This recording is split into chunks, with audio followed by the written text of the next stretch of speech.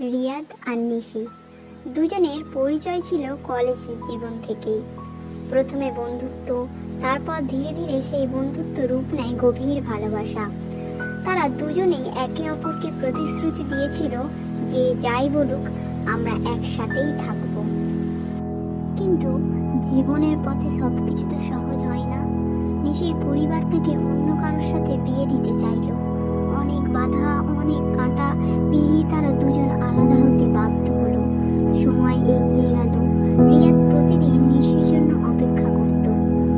একদিন হঠাৎ বৃষ্টি ভেজা সন্ধ্যা, পুরনো পার্কের বেঞ্চে বসে রিয়াদ দেখল নিশি তার দিকে আসছে, চোখে জল, হাতে লাল গোলাপ।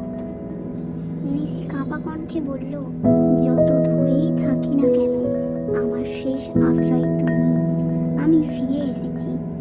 রিয়াদের চোখ ভিজে গেল।